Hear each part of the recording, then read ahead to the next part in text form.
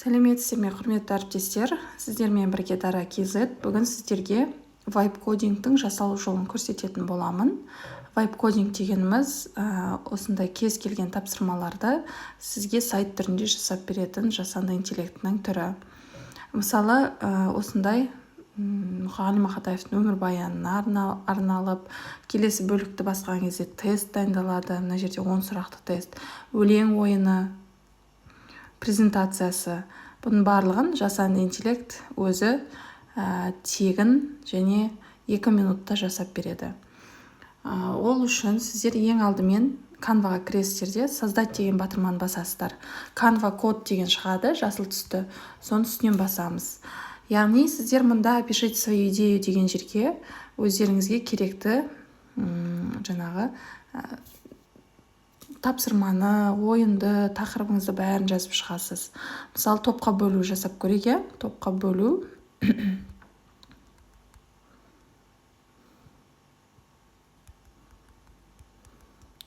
Бірінші топ. Сурет, мысалы, кітап суреті мен оқушылар тізімі.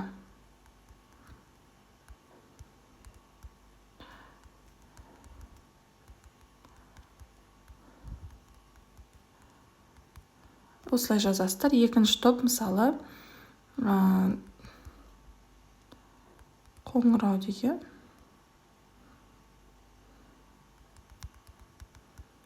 Оқушылар тізімі. Оқушылар тізімі. Мадина, Айсұлу, Гүлжан деп қояйық. Фон ашық көк түсті болсын деп жазамыз. Көк түсті оюларымен. Енді бұл жерде сіздерге қазір сайт жасауды бастайды, код жасап бастайды. 2 минут күтесіздер, 2 минуттан кейін толық дайын болады. Кез келген тақырыпқа, мысалы, балабақшаға алманың суретін қойып қоясыз, оқушылар, балалардан сұрайсыз, бұл не? Алма дейді, мысалы, есеп шығартуға болады. 2 алманы қойып қоясыз, неше алма көріп тұрмыз балалар деп, жаңағы балабақша балаларына да қолдануға болады. Сонымен қатар есептер шығаруға болады, есеп орындауға болады осы вайп-кодинг әдісі арқылы жасанды интеллектін қолданып. Арқан тартыс ойынын, рефлексия жасауға болады, кері байланыс, бағалау жасауға болады. Барлығын түгел өзіңіздің жаңағы бөлікке жазып шығасыз. Опишите свою идею деген жерге. Не қажет, соның барлығын кәдімгідей қазақ тілде толық жазып шығасыз. Міне бізде топқа бөлу шықты. Бірінші топ бізде кітап, Айдана, Маржан, Мөлдір, Айгүл. Екінші топ Мадина, Айсұлу, Гүлжан. Осылай шықты. Енді бұны біз сақтау үшін жоғарыдағы стрелканы басамыз және копировать, публикацияны басамыз алдымен. Содан кейін копировать ете аламыз ссылканы. Ол ссылканы біз слайдқа қоя аламыз, қымжыға қоя аламыз, немесе WhatsApp арқылы осы ссылкаға кіріп жұмыстарыңызды көрсете аласыздар. Міне, уже сіздер жасанды интеллект арқылы топқа бөлуді қолдандыңыздар сабақтарыңызда. Одан бөлек, мысалы, менің Ыбырай Алтынсариннің мынандай вайп-кодинг құрастырдым. Өмірбаяны, кім, қай жыл дүниеге келді. Келесі бетті басамыз. Тоже өмірбаян, отбасы, білімі, үшінші еңбектері мен жетістіктері, кел балалар оқулық өлеңі және сол өлеңге қатысты тапсырма. Өнер білім бар жұтар өлеңі, соған байланысты тапсырма. Барлығын түгел осылай жазып шығасыздар.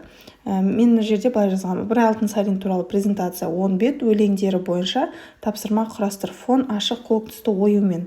Одан бөлек, мысалы, былай жасауға болады. Құрманғазы Сағырбайұлына музыка пәнінен жасағанмын. Міне осылай бірінші мәлімет, одан кейін тест. Мына жерде қате жазсақ, былай қызыл болып шығады, дұрыс болса жасыл болып шығады. Ойын. Мына жерде сәйкестендіру қажет. Және презентациясы бар. 5 беттік презентация.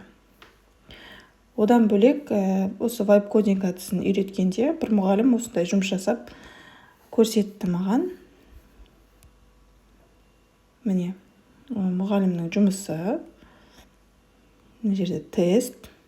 3-ші сыныпқа бірінші ойыны жаңағы сәйкестендіру. Екінші ойыны мынандай. Ата-ана, бала бірге тұрады. Ол отбасы, отбасы. Тексеру.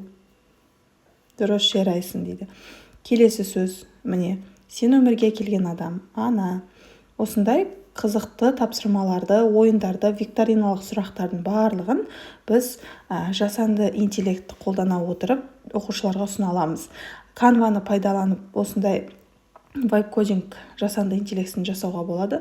Сонымен қатар вайп-кодингті Gemini жасанды интеллектісімен және ChatGPT жасанды интеллектісімен жасауға болады.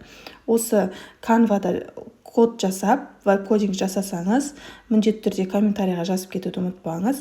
Және каналға тіркеліп алыңыз. Алда қызықты және пайдалы жасанды интеллектке қатысты видеолар шығатын болады. Каналды жоғалтып алмас үшін міндетті түрде тіркелуді ұмытпаңыз. Лайк басып қолдауды